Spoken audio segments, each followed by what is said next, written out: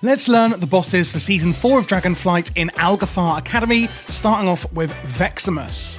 The first thing we're going to see is he's going to cast Arcane Orbs, which Arcane Orbs are going to spawn around the room, as you can see. What you need to do is have the entire group, and therefore different people, each collect these orbs, because if they hit him, like that one nearly did there, it's actually going to give him 20 energy towards his 100 energy cap. When he reaches 100 energy, he's then going to cast this spell, Arcane Fissure. Once that happens, you're going to be taking damage, you're going to drop these swirlies on the floor, which obviously you don't want to put on your group, and you'll get knocked back taking damage. So, TLDR then, have each individual member try and grab up these orbs so that they don't hit the boss, because they will give him more energy and therefore reduce the time between his arcane fissures.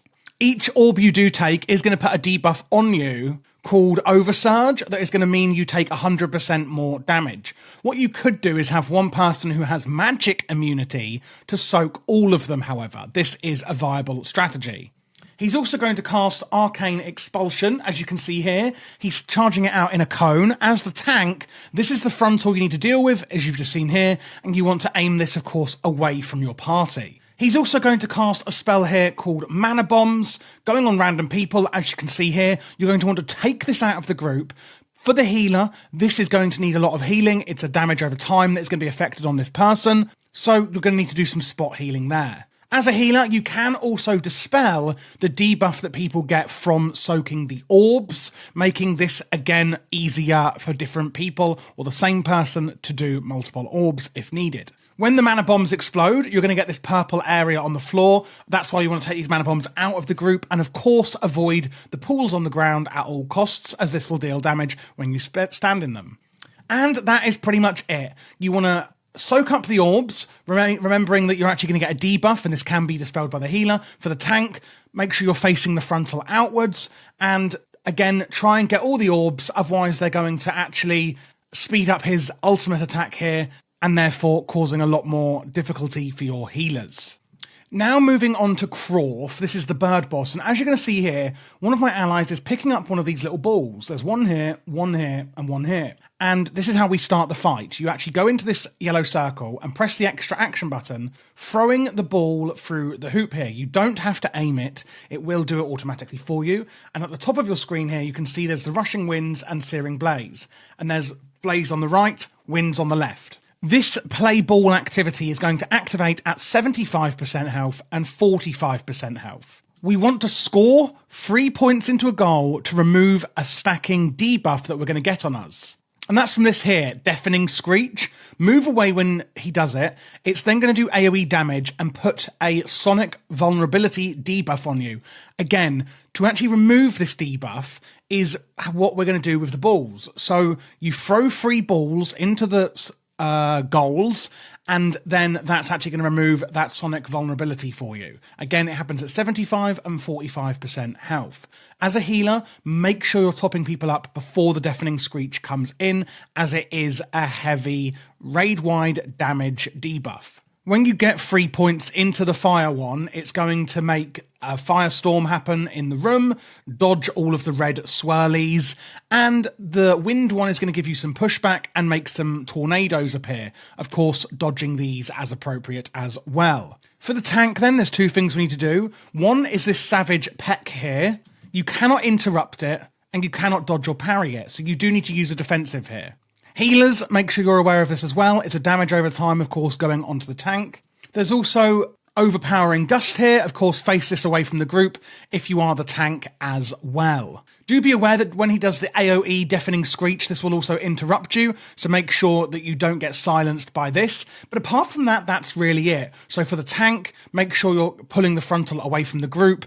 Use a defensive for the peck that's going to apply a dot on you, and for healers, make sure you top people up before the big AoE Deafening Screech comes in, and we're going to want to throw the balls into the goals at 75% health and 45% health. Getting 3 points in there will actually remove the stacking debuff from the Screech. Now we have the Overgrown Ancient here. You see he's going to cast Bark Breaker on the tank there. Doesn't really have much of an animation, but basically this is going to increase damage taken by your tank for about 9 seconds and deal damage, of course. You are going to want to use a defensive if you are the tank for this one. Then his main ability is Germinate, and you can see there's all these brown swirlies appearing on the floor. And what they're actually going to do is they're going to make these little hungry lashers come up. Now, after a while, these are going to germinate into actual proper lashers. They're going to come out of the ground. What you want to do is try and cleave these down before they activate. So, although there's a lot of brown swirlies, you want to try and actually place them near the boss. They are going to spawn beneath you. If you spawn these near and around the boss, it means that everyone can actually cleave these down while attacking the boss so they don't become a problem.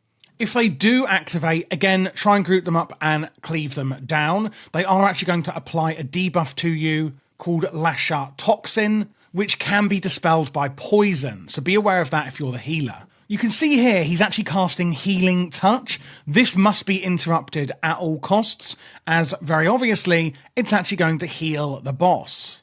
This is on the little ancient branch mob here that he spawns, and again you should nuke this down as appropriate, cleave it with the boss as with the others, so that you don't get as many healing touches out. One thing to note is when the branch does die, it's actually going to apply a damage over time to you, but after a few seconds, you're then going to receive healing nearby the death point.